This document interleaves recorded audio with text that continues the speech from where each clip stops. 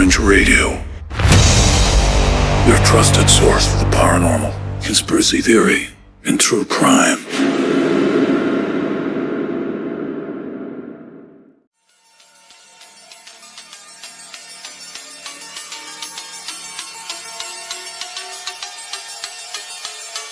Coming to you live from the Mistopheles Studios, it's Dark Fringe Radio.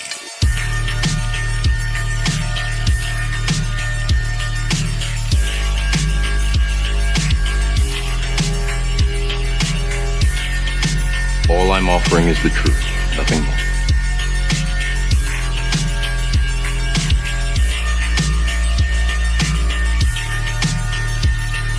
The disease, and I'm the cure.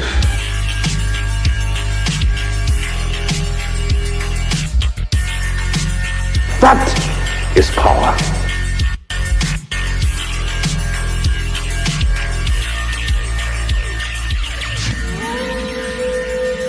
And welcome everybody to another edition of Dark Fringe Radio. I am your host, Will Martinez, and thanks so much for joining us on another adventure here on the podcast. And this week we have a very interesting guest, guys.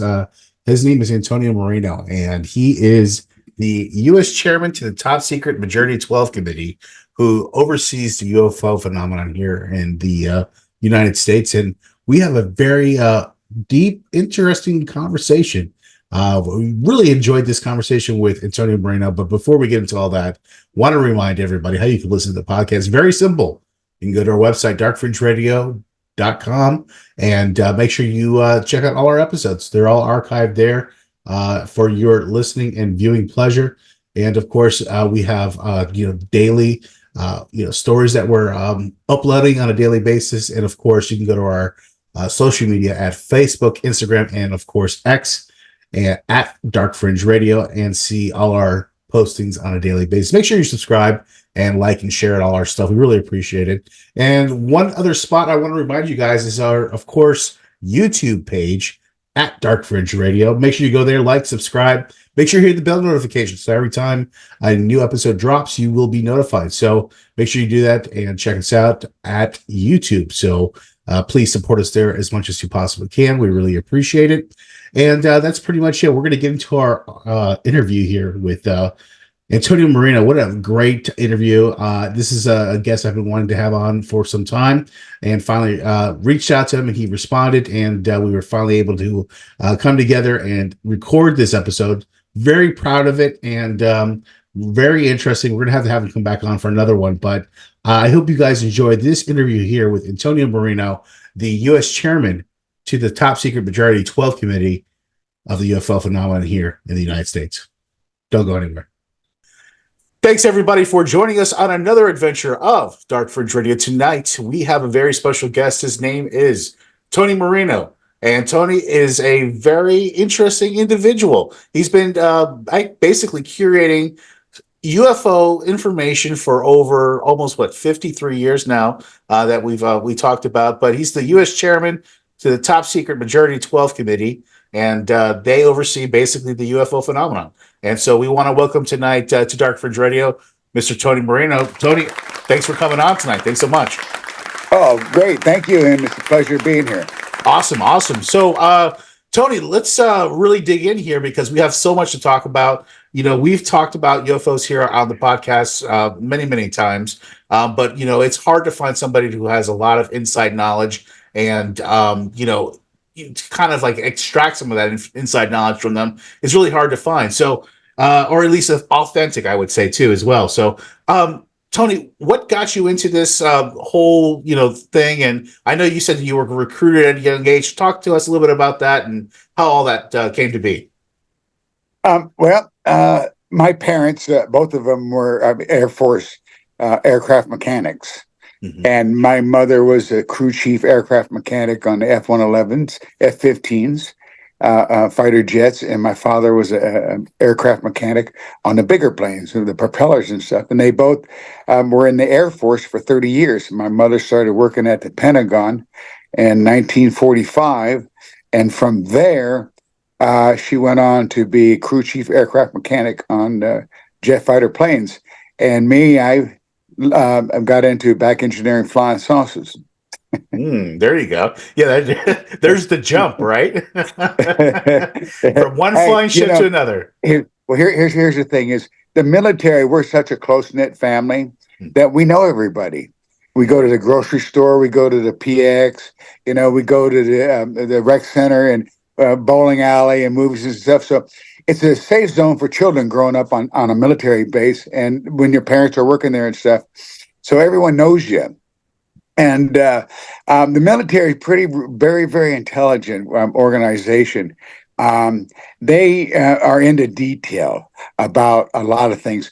They want to break it down and make sure that they have their facts right with a lot of things and everything. And I was one of those children that the military said, "Well, shoot, both of his parents are aircraft mechanics. I wonder if they have any children in that group there that are geniuses like them, are intelligent like them." And so they found me, and they realized that I was their solution to their problem in the future. And they set me up, and I realized this as a child, but I got recruited from the swimming pool. Where we would go swimming. The kids would hang out and go swimming, and the military come over and have lunch there because they had a cafeteria there, and they could eat outside underneath the awning and on the picnic tables. And there was a favorite spot that I hung out on the picnic tables by the door. And I'd come out of the pool, and my eyes were burning, and I went to sit down where I normally sit, and there were two officers there. One was a general, and one was a colonel, and my eyes were burning, from the chlorine and stuff, and the general says, "Here, son, here's some water, rinse your eyes out." So I did. And I happened to look over there, and they had a top secret file. And me, as an inquisitive kid, says, "Hey, fellas, what do you got over there? It's so top secret." Oh, I mean, see, they weren't even talking, but they turned and they looked at me. The general looked at me and he said, "Son," he said, "who do you belong to?" I said, "Well, my parents are see that hangar over there? My mother's inside working on the F-111s, and my father's on the flight line right in front there. They're both aircraft mechanics, and their name is Frank and Jean, and I'm Tony Moreno, and then they stopped talking and stuff, and they went to they looking at the file, and I guess they were waiting for me to say some more. So I did. I said, "Come on, fellas, what do you got there?" I knew their rank. I just said, "Hey, fellas, I got to know what's so top secret." Because, when you're 12 years old, a kid, You just they gotta really know. don't pay. Yeah, they don't pay that too much attention to, "All right, kid, well, who do you belong to, all right, and all this stuff." But kind of like the general, they opened a file, and he slid it down to me, and on the left side was UFOs, and on the right side was Bigfoot. Huh. And I said, "I got to be in this." This was the biggest interest to me that I had to be involved in. But on top of that, my father was a flight engineer and aircraft mechanic. They used to fly up to Washington State in 1973, and my father used to they used to take aerial photographs of small colonies of Bigfoot. And so I was already aware of this through my father bringing these photos home and UFOs, and that was it. I just told him, I says, "How do I get involved with this?" And they told me, "No, wherever you go, wherever your parents get stationed, then we will provide this at the libraries for you, and you'll know where to look." Wow. Okay. And see, so that was my educational setting. With all the UFOs, the information was phenomenal. But as the years went by, I when the internet went live in 1996, I opened up a website called. I was invited to it from a chat room that I was in 1995 in Seattle talking about UFOs. A lady by the name of Barbara Dietrich had started this website called UFOalert.com. And I was looking for a platform, and it was a website. And I jumped onto that. I took over that, and I had stories from all over the world, pictures coming in, videos all over the world. I was getting bombarded. I invited the Sci-Fi Channel, the History Channel, the Discovery Channel, authors, famous writers, directors from movies, Chris Carter and all those people. I invited them to this website because I was going to use that to filter out information over a long period of time. And it turned out quite well. And it did. And that kept me busy. And with the people that were sending all this information, I had to explain to them that I wish I could acknowledge and have time to talk to you about your encounters and stuff like this. I do believe you, and I thank you very much for sending all this stuff in. But I need to filter this information out because I got 5 categories that I got to work on. I got to work on this from a military point of view, a public point of view, a scientific point of view, a religious point of view, and what else would I say it was? Spiritual? Scientific. Or scientific? No, Okay. Government. Okay, so Government, we have okay. 5 categories that I got to filter this out so people can understand it. So I created this website in 1996, and I put it together. And it wasn't mine, but it was owned by this car dealer people that had bought in this website. And I was getting thousands and thousands of people from all over the world on UFOs and stuff, and I was still filtering the information out and everything like that. Then were you able to archive all that information? Well, see, I was, and here's what happened: is Barbara Dietrich, she was advertising on there, making money off of me. It was a perfect marketing place for her to make money off of me because I was getting in thousands of people from all over the world. This is 1996 when it first went live. Right. Yeah. When it first went live, this was the first UFO website that went global. That's crazy. Wow. And so I filtered all this information out, and I just kicked back and I watched it unfold. Next thing I know, I had a lot of experts out there. Oh yeah, I mean, there's been a lot of experts. Yeah, and next thing I know, they're all talking about things that I said. See, that's something I wanted to ask you. Yeah, because there's been a lot of people that have come out. Of course, you have, here's the thing: is that they have to get their information somewhere, right? So they go searching for a source. And then they gather this information, but they're not going to go tell John Doe or their buddies over there, this is where they're getting their facts from, right? Because they research each other, So I tell them that your job is to make believers out of the people. My job is to show you flying saucers, alien bodies, and tell you the story about them. You see? Yeah. And so you guys are doing a good job. I thank you very much and all this blah, blah. And I watch him, because I created Stephen Greer, Dr. Stephen Greer. Yeah, I was actually going to ask you about him. Yeah. He went to the military and because he was told that he needed to see me.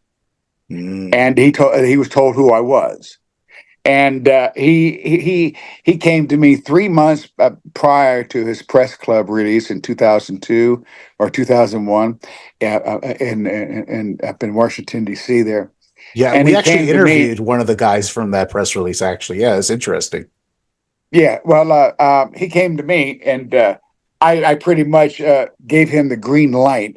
And the reason why I gave him the green light was because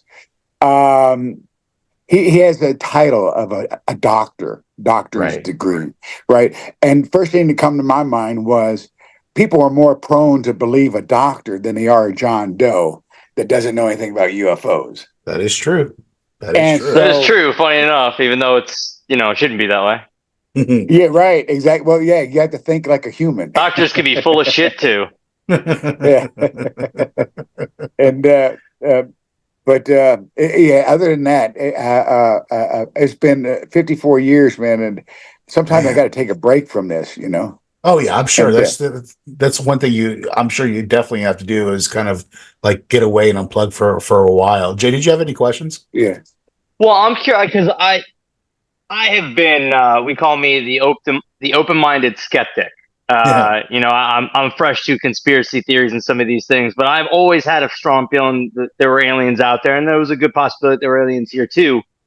Now, recently, there's been a lot of upswell of sightings and video everywhere, and I was curious, kind of, what you make of this sudden explosion with exposure of all this, where it seems like Mhm. what once was a taboo and a crazy subject now kind of everybody's even open to it. So I was kind of wanting to know your take on some of the most recent pieces of exposure that have come out. Everything that you see out there now. Mm. You see, because I orchestrated this exposure and to keep it going with the information, because I had people like J. Allen Hynek. Mm-hmm. I had Stanton T. Freeman. You know, these were guys that came to me for information. And they asked me, like Alan J. Hynek, I don't know if you remember him, but I do. Yeah. he asked me, he says, "Why did the military do that to me?" I said, "Well, Alan, they wanted to know what your opinion would be as a civilian being involved with UFOs and what you thought. They were just looking for your opinion, and you played the part, and you had the chance to be involved with top secret UFO stuff." And so, and just like Stephen Greer, I opened up the door for him, but I let him go because, I want to see what he could put together and stuff like that. And Right. and last thing I heard, he was going out in the desert with lasers, and they Yes, he were is. meditating. They were meditating up in the sky. We're friendly humans, and and come invade us, and you could do whatever you want with us, because we'll just add you to the list like Carl Sagan did when he sent the Voyager up. Say, "Hey, we're humans. soft We're and naked. squishy. Yeah, we're naked, and we got We're a beard. squishy. We're tasty. Yeah. And yes, and we got all We're fairly these things. weak. Right, exactly. Just come here and help yourself." Yeah. We're fairly weak. Please, help yourselves. It's what's for dinner. Now here's here's the catch. See, UFOs have been on this planet longer than we have. You see, I know that. I've got. I mean, I have all the physical evidence in the military. And I don't have any problem with showing the public these things, but there's a lot to understand. Sure. And even I've been at this barrier with religion that just really drives me. That's one question I wanted to ask you. Well, how do you think religion is going to be affected when the UFO you want to call phenomena becomes a more of just a fact in life? Well, see, I've been telling Once there's religion, first contact. Well, see, I've been telling religion, you need to get your act together and confess that your little monkey ass, excuse my language, had been mingling with them, for a long, long time. And if you're not too sure about this happening, well, let me break it down to you. And I said, well, those stories that you wrote in the Bible. Here, well, listen. Well, we could pick out these stories here, and we could say that we'll take Ezekiel. Ezekiel, in the beginning, was down by the river there, and out of the north came a whirlwind UFO and took him for supposedly 7 days. Dropped them off by the river, told them to go to Israel. The Israelites were the rebellious people type of encounters. Then I realized that after reading the Bible, these aren't stories of what God said, but they are. But here, I'll get into that. These stories are people that were abducted and had encounters with UFOs. And they had nightmares and dreams about this over a long period of time. And after putting the pieces of the puzzle to their abductions together, they'd go in the village and they'd tell the people. And the people would call them prophets of God. Today, when we have people get abducted, we can put them under hypnosis and we can account for the missing time, and we call them abductees. So abductees and prophets of God are the same thing. So religion created these names: God, the Holy Spirit, communicated telepathically, and and gave them all these different names. We today, we give them names. We call them aliens. We call them UFOs. Back in those days, they call them gods. And because there was a lot of activity on this planet, and humans. I'll get into humans' creations, but we still got a long ways to go here. Oh yeah. Yeah. That's the Nephilim, So, right? You're talking about there. all right. So, yeah. All right. So, hit me up with another question then. So the Nephilim. Let's talk about the human creation story. Is that Okay. Here's the thing. Are we a science experiment of the aliens, or are we? Here's what I found out. It says they've been on this planet longer than we have. Right. And then I found out that I had to go back into time because there was a part of history that they left out was Cro-Magnon and Neanderthal. They existed, sure, but that's how far they went. And then all of a sudden, humans popped up out of nowhere. No missing link. Right? Yeah, they did. It's like, whoa, this is how he was created, man. He was created out of the dirt. Oh man, blew air into his lungs, and next thing you know, man, he was breathing, and he took a rib out of him, and he created a woman. Next thing you know, voila, they had Cain and Abel, and Cain slayed and killed Abel, and Cain knew his wife, and they had a son named Enon. And I said, well, where did Cain get his wife? Oh, Eve had more children. You're kidding me. You can't be serious about that. That's incest. Are you kidding me? The pharaohs tried that, and they were dying left and right, incest, because it didn't work out too well. But no, it never does. It never does. The royals didn't get that either. Oh, lots of overbites. But okay, so when I got down to humans' genetic makeup, and I from a scientific point of view, I realized that there were some genes in there that scientists couldn't understand and figure out, and I realized that those were alien genes. And I also realized that aliens were breeding with humans. You see, it was an ongoing thing. And because they needed them to do work for them. Humans were slaves. And see, this planet, it used to be a very, very active planet with aliens from all over the place, because they used this planet for buy, selling, and trading, and it's like a swap meet. And there's a lot of activity going on.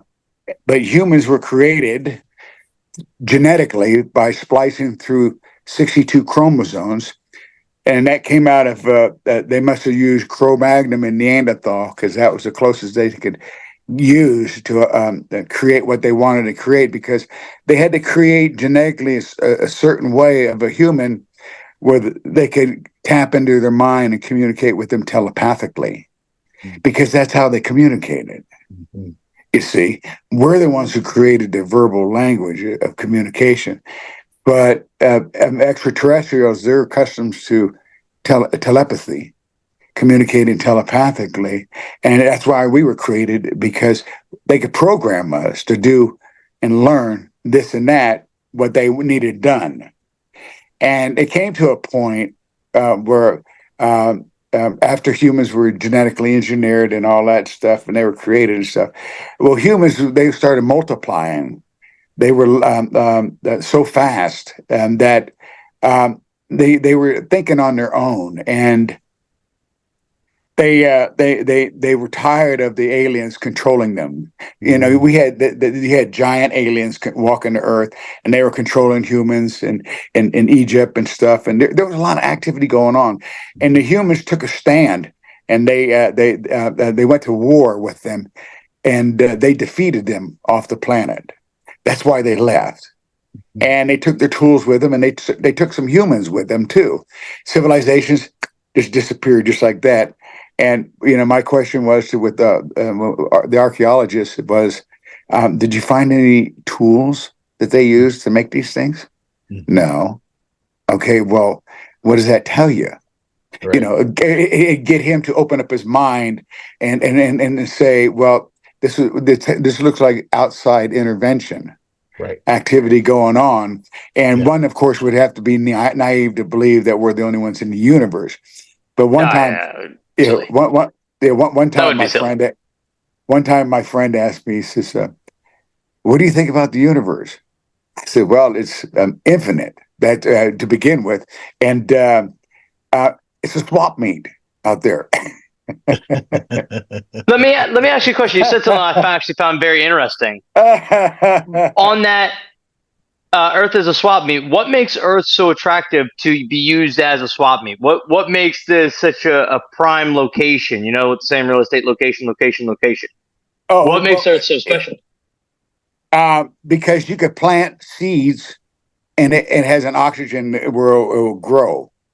You know, you could plant a human being and it'll grow. You know, you could create seeds, and they seeded this planet with plants and stuff and animals and stuff to see if they could survive.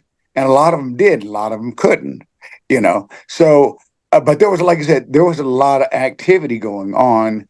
And, you know, eventually, the multitude of life form that was going on, some of it became extinct because you know of I don't know not enough food or something like that, or you know different types of things that would cause the Something to go extinct. something to it would eventually go. But so I figured that I was looking at all the cultures of the people on this planet, and they try to say that it was the food that they ate and them being exposed to the sun that made their skin pigment and appearance different. And I guess it's no. It could be further from the truth. Yeah. Yeah. Yeah. No, that's all alien influence. You Right. see, those are Yeah. different species that are breeding with humans. Right. You see, Yeah. it's not the food that they ate. Right. It's not the exposure to the sun that give them the color and all that stuff. I mean, sure. I mean, if you're out in the desert below the equator line and you're running around half naked, of course, the pigment of your skin is going to tan and I darken get and brown. stuff. Yeah, Yeah, I think they concluded to that fact that it would take over like 250 million years for that to actually even smudgingly take place. You know what I mean? So that, you know, of having different, you know, colors of people just because of where they're located, geographically. But that's, you know, that's something that we're starting to learn, and some people are starting to see and wake up from this facade that's been put upon us. What do you think about the theory? And I know Jay and we subscribe to this. And tell me if I'm wrong, Jay, but you know, UFOs also not coming just from the air, but coming from underwater. Yes. Oh God, man, I have so much activity under the waters, under the ground.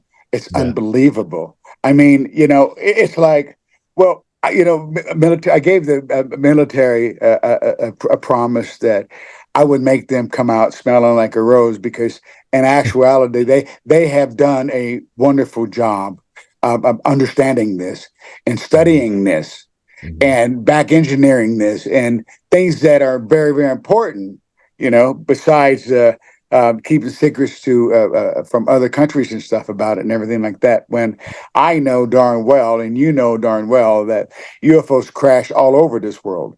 Oh, yeah. So everyone has a piece of the pie. Mm-hmm. They back engineer, you understand it. So, Oh, yeah. so mankind, they try to make you think that you're stupid, but they're not. You know, they know what they're doing and stuff. But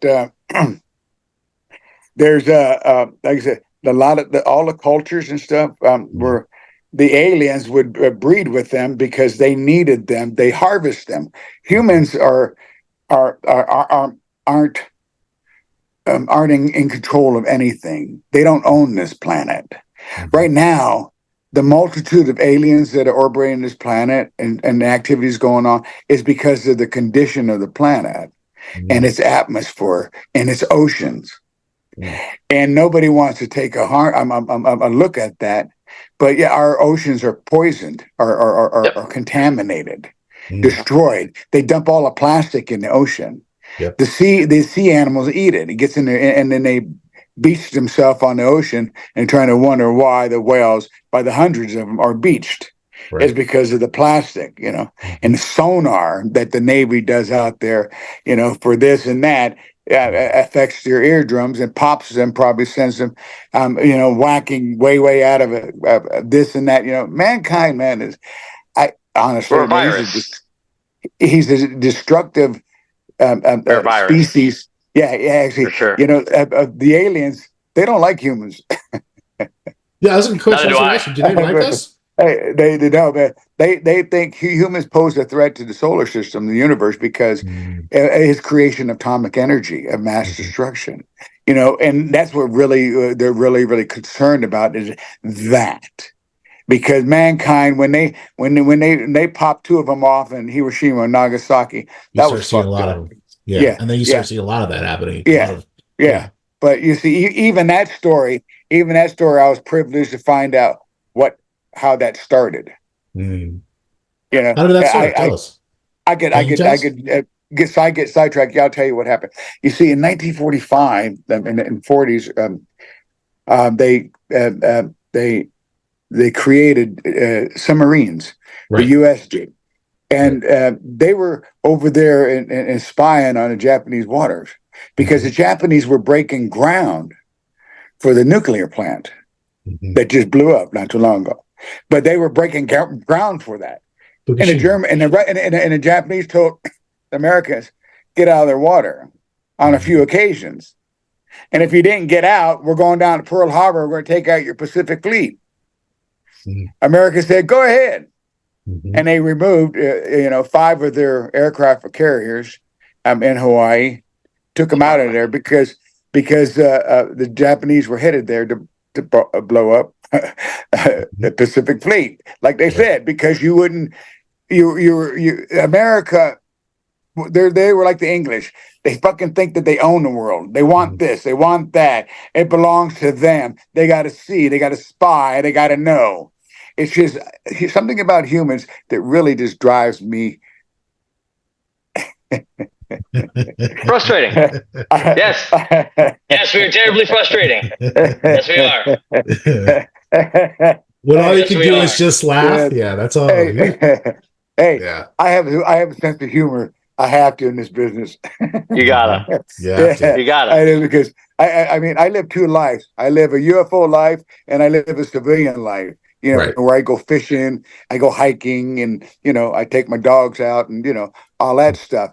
But I don't think about UFOs or anything of this nature. But when it comes to it, all I got to do is ask me the questions, because right now the people want to know why the government's keeping it secret. I says, well, has it ever appeared to you that they don't know what to tell you? That is one good. I've said for a long time. I thought the reason why they didn't tell us is because they weren't sure how we were going to handle what they couldn't answer. Well, yeah. Here's the thing is that I'm battling with religion right now, and I'm telling them, you need to get your fucking act together, and you're the one who needs to repent. You're the one who needs to ask for forgiveness. I get what you're saying.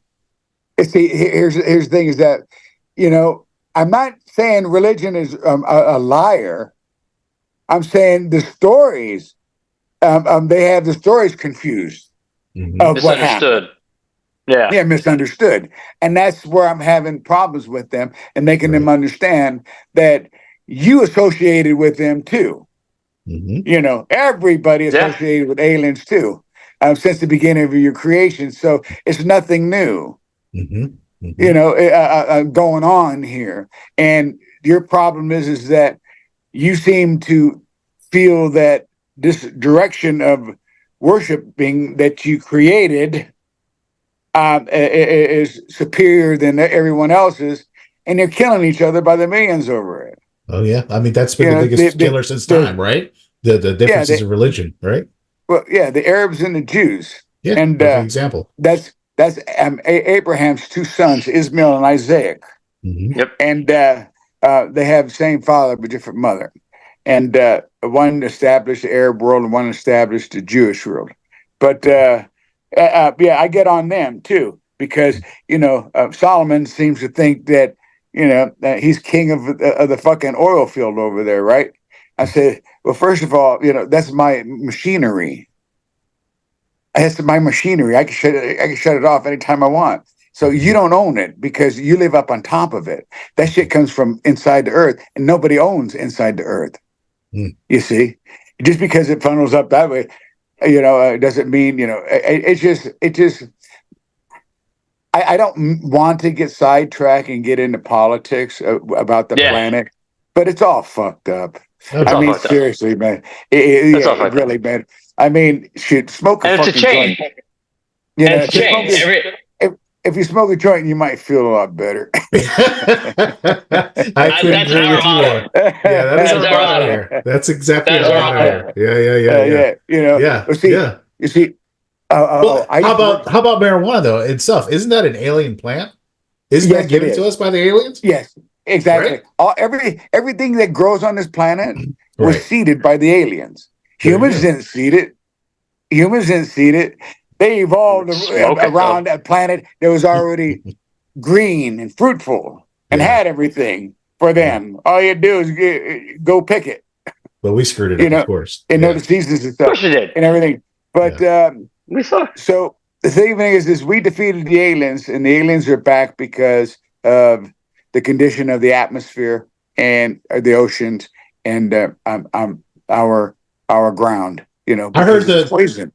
I heard also that there was a theory about gold. Is that true too? Is that they want us to mine gold for this?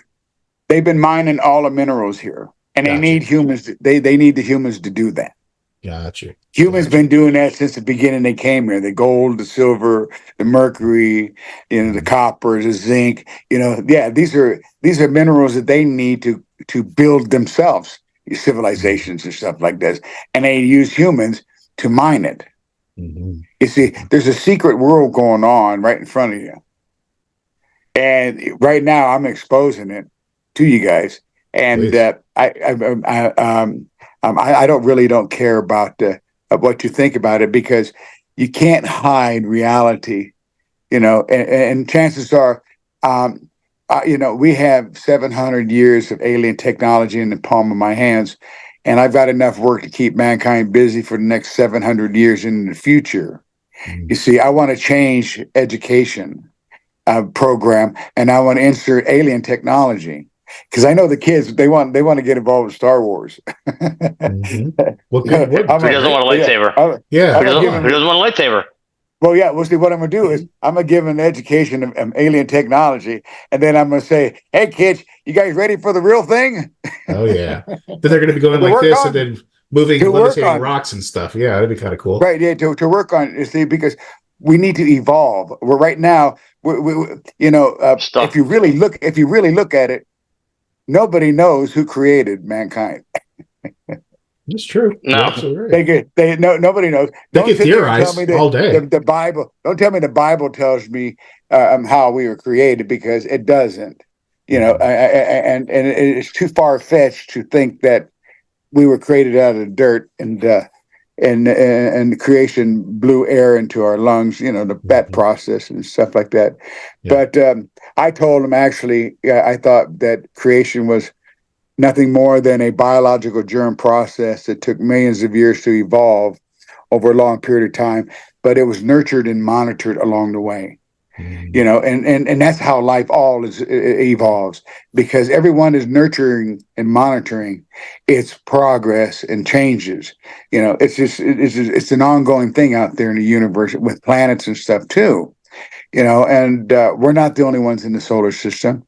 And right now, we're trying to poke a hole in a ferment. You poke a hole in the ferment, then you're fucked up. You wiped out this planet here, and do you actually believe we actually went to the moon, Antonio? Oh no, we didn't go. Okay, all right, cool. Yeah, he's on my team. Thank God, Tony, you're on my team. We didn't go, man. Yeah, I try to rub it in. I try to rub it in Jay's face as much as I possibly can when I can. And so when I get somebody co-signs with me, you can't rub in my face what happened. It's okay. That's all right. Listen, right here, I tell you, it's impossible to go, because when I asked the Russians why they didn't go, They said they couldn't get through the ferment. The ferment Right. was the radioactive The Van Allen, radiation right? field. Yeah, the Van Allen radiation field that Yeah. they couldn't break through because it would penetrate through the machinery and Right. kill humans. That's why they didn't go in the 50s. Mhm. But if And we didn't go, so mankind, if we didn't go, mankind, he's the only. Can you imagine mankind sitting here? He's showing pictures of Apollo flying to the moon, Yeah. landing Yeah. on the moon, and everything like that. And you Right. got to ask yourself, who's filming this? Right. Yeah. Jay, what were you going to say? I know you had to say something, Jay. I mean, who? I mean, Armstrong is stepping out of the capsule there. Who's filming this, man? I mean, really. First of all, the Earth, the moon's surface is so powdery, dusty, that it would have filled up the whole bottom of the ship. And that landing gears and stuff, their boots and uniform would have been gray and all kinds of things, man. I mean, really. I mean, this is. Yeah. Jay, you had something you wanted to say. I'm sorry. Go ahead. no, I'm good. You're I'm sure? good. Yeah. Yeah, I'm good.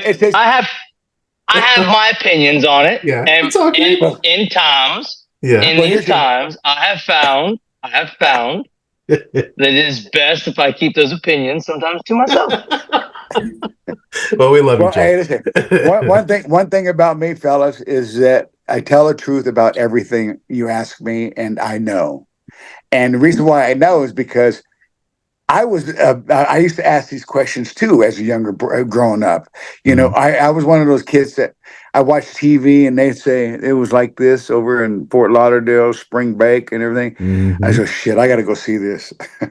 You know, Spring break in Fort Lauderdale is the fucking best. That I mean, yeah, I got is to the see all truth. these babes over there. That is the truth. Fort Lauderdale spring break is the shit. That is the truth. It was the fucking shit, man. I'm telling you what. I love it. Man, I tell you what, it was totally freaking awesome because as a where we grew up. teenager, as a teenager growing up there, I'd go there every spring break to work. And see, I worked. Did you live in South Florida, Tony? Well, I worked at Lauderdale Beach Hotel where they filmed Spring Break. Ah, okay.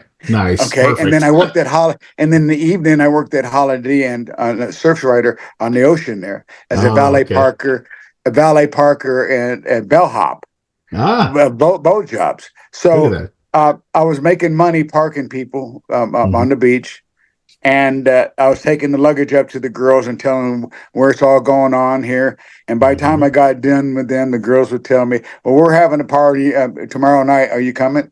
And yes, I am. I didn't have to say anything, man. Yes. You know, everything spoke for itself, man. I tell you, it was awesome time, man. But those were the days of spring break down in Lauderdale. Tony, what do you think now about people now? I think are more interested about this type of phenomenon more than ever. I even would dare to say more so even during the 80s or even 70s.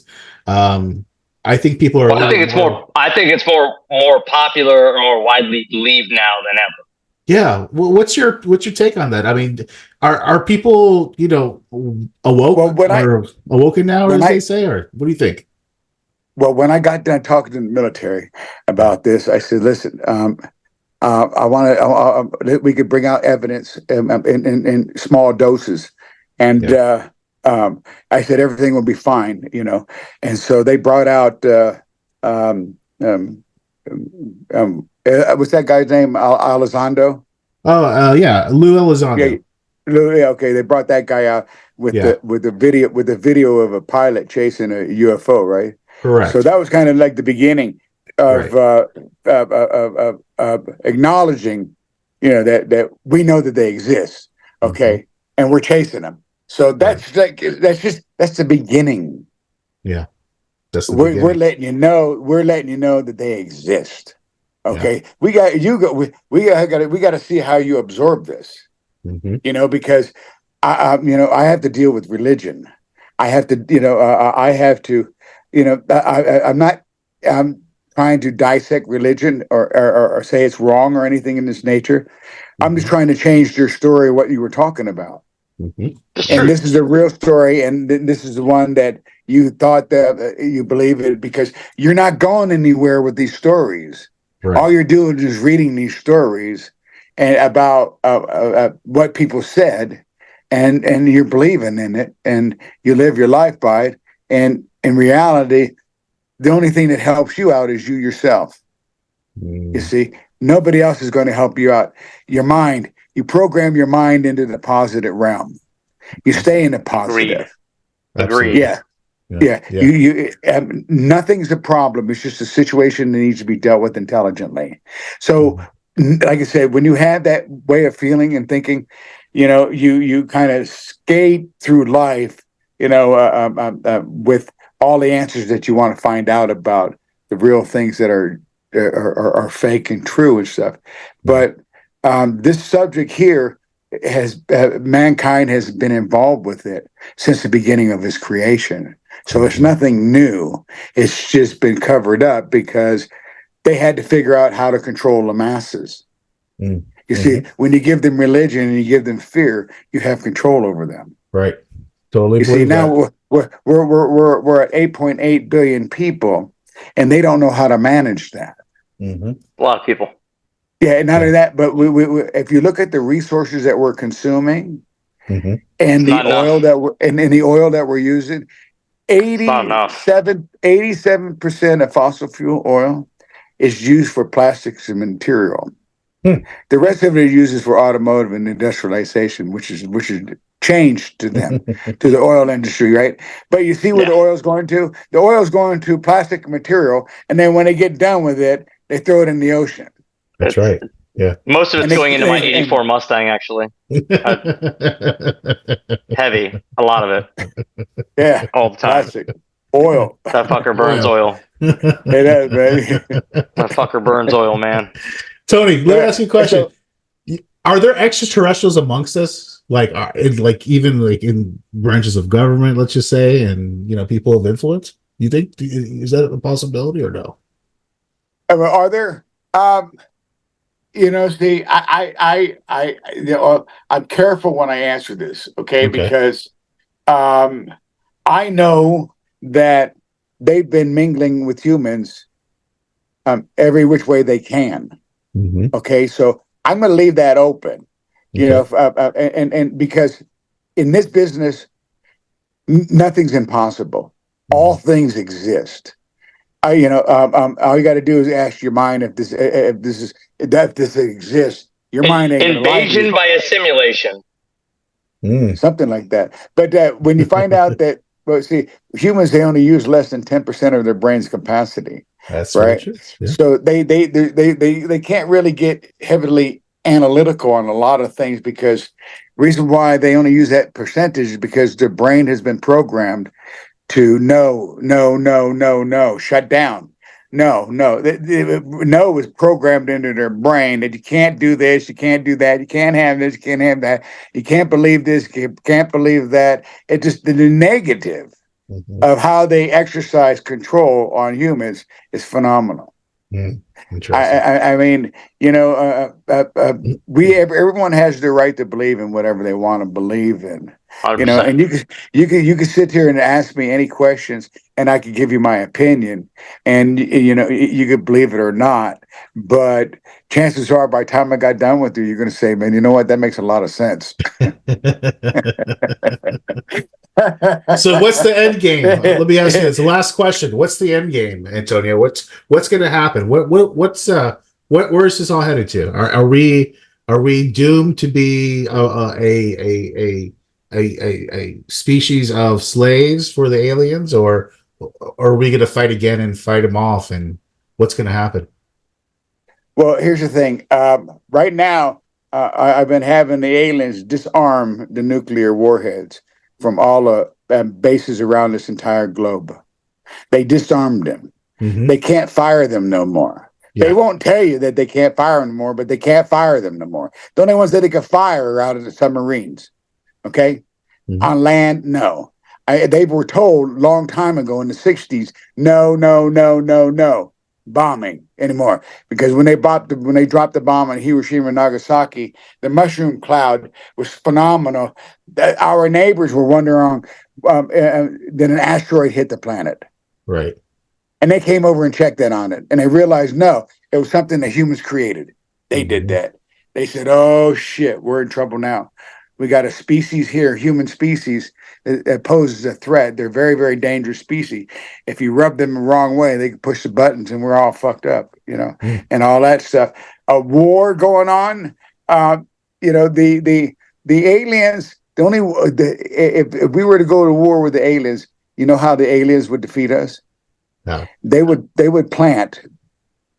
seed plant life forms, different kinds that eat you, kinds that'll chase you, kinds that know where you're at. I think I married one of those ones. Yeah. When it comes to creation, hey man, you wouldn't believe all the different aliens I've seen throughout my involvement. I've been involved with this for 54 years, and so you've had actual one-on-one meetings with these beings and individuals. No, I just seen them because they don't speak English. They don't. Right. They're not verbal. They're telepathic, right? I've got aliens that look like sea serpents. Oh, okay. From the sea. Yeah. Can you imagine and flying around in a flying saucer? And, and they live in the ocean. And if they live in the ocean, I says they probably look like a sea serpent. Of course. And they did, and they come out of the water, and we had them. I mean, we have all kinds of different aliens. First thing you need to understand is when you look at this universe, if it says it's infinite, you better believe that there are trillions of life forms that exist in it. We're not the only ones. You need to get that out. Sure. You need to get that out of your mind and thinking that we're the only ones, because we're not the only ones, because we're still on our primitive stages of development. Let's put it that way. Gotcha. Just scratching the surface. Early stage development. That's what we are right now. So that's interesting. Primitive stages of development. Yeah. Yeah. But like I said, so the introduction to aliens is to enlighten you and try to get you to clean up this planet and the wars and stuff, because we're fed up with you hating each other because of different color. And I told them, I told us, listen, I told you guys, let me tell you something, and you better pay attention here. I told them, I said, listen to me. There's only one color that exists on this planet. That's tan. And tan has many shades to it, all the way up to dark brown. Okay? So don't use this racist shit and color shit as a reason why you don't like each other. Right. You don't like each other because you were told not to like each other. And I'm trying to get that out of your system. Yeah. You know what I mean? So we could all unite and because I got plans to make this a better place. I have the solution for the immigration problem. I have Canada. I have 5 provinces already told me that they want to unite with the United States. And I told them, I already laid out the form, the plan. I said, okay, I'm going to take Canada, and at the same time, I'm going to take Mexico all the way down to Panama.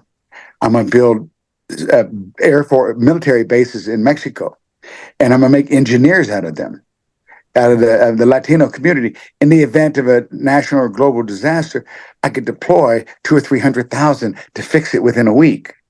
You understand what I'm saying? These guys are hard workers. I know. I happen to be part Latino. My last name is Moreno, and but I don't speak Spanish. But I have to look at cultures on what makes them beautiful, and we do have a lot of beautiful cultures on this planet here. And we've been misled in believing that we don't. We have to hate this, we have to hate that, and everything like that. And I told him, I said, let me tell you something. I'm not prejudiced because I have over 120 cultures in my genetic makeup. So I have capping rights on everybody. Love it. Tony, listen, you've been a great guest tonight. Listen, you've really dropped a lot of knowledge. A lot of things that you've said that I'm sure I agree with. I definitely agree with, especially with, the divide of us here. I was going to say whether people agree or disagree, I got to be honest, that the message that you're delivering, which is at the end of the day, all about unity and cleaning this shit up. Right. That's when we can all get behind. And Yeah, we're all on board with we that. absolutely thank you for coming on and sharing everything you've shared. Yeah, and we're gonna have you come back on again because I know there's a lot of information that we could talk about, and some of maybe all the way evidence. back. Yeah, and talk about some of the evidence that you have too as well. Oh yeah, absolutely. Oh, and I want to let you guys know, I used to be friends with Tom Petty. Oh, really? Yeah, he and I were friends for 13 years. I was a private driver for his family all the way up to his death. I'm in the process of writing a book about his life. Oh, Tom that's Petty, awesome. You don't know how it feels. And I got permissions of his 2 daughters and stuff like that. But awesome. Tom was in the UFOs. Was he? Okay, I was going to ask you that. When he met me in 2005, and I told him I was involved with UFOs and paranormal activities, he and we instantly became friends. Because you see, he liked that stuff, and him and George Harrison from the Beatles, they were best friends. They were best friends, and that's what they were into. Oh, that's cool. And so when I came along and I says, all right, Tom, don't get me going here. I said, hold on. I'll tell you what happened in Roswell. he said, well, how do you know that? I said, well, I seen the 16 millimeter tapes. So I know exactly what happened in Roswell. Oh, that's where I know how right many there. I know how many bodies. It's not the Hollywood version. Right. It's not the witnesses version. Right. It's from the video that I was privileged to see on what exactly happened when the 501 went out to the Cooper Ranch and vacuumed it up in a 3-mile perimeter. I know what was taken. I know where it went to. I know everything. See, one thing about me is, like I said, when you were I was one of those inquisitive kids, man. Right. By the time I was 15, man, I wanted to rule the fucking universe. We all did. I think Jay and I both did. Yeah, right? Why not? I'm pretty sure I'm dealing with a 13-year-old that wants to try to rule the universe right now. By being young. No, listen, Tony. You're too old to realize it's bullshit. You can't. Too much work. Yeah. No, it's great, Tony. Listen, we're gonna have you come back on for part 2 because there's so much more we need to talk about. But thank you for coming on. Dark Fringe Radio. We're gonna have you come back on when you do your book about Tom Petty too, as well. That's something that's very interesting. Jay and I are very into music, so we are huge into music, and I know Jay's a Tom Petty fan. I am as well. So we're gonna have you come back on for that. And of course, come back on and talk more UFOs and maybe even some more paranormal stuff. That's stuff that we're involved in as well here. But a lot more stuff to get into. We really thank you so much, Tony, for coming on tonight. Oh, hey, great. Thank you for having me. And it was fun. And like I said, there's so much to talk about. Yes, I know. I mean, we haven't even scratched the surface. The ice, man. Scratch surface. We haven't even scratched the surface yet. Episode 2. Yes. But you see, I was, if it wasn't for me being a special gifted child, they discovered that I was clairvoyant, I was telepathic, and I was an empath. I had no idea what that meant. All I knew is that I could put my thoughts together, and I would end up getting the answers later on down the line. There you go. They would come to me because I believed in them. Yep. You put positive energy into your brain, and you get positive results back. Anyway, hold that thought. We'll talk to you guys later. And thank you for having me. Bye-bye. Thank you so much, Tony. Thank you so much, Antonio. Yeah, it was nice meeting you too. Bye-bye now. Take care.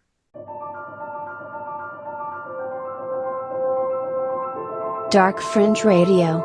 Your premier source for the paranormal, conspiracy theory, and true crime.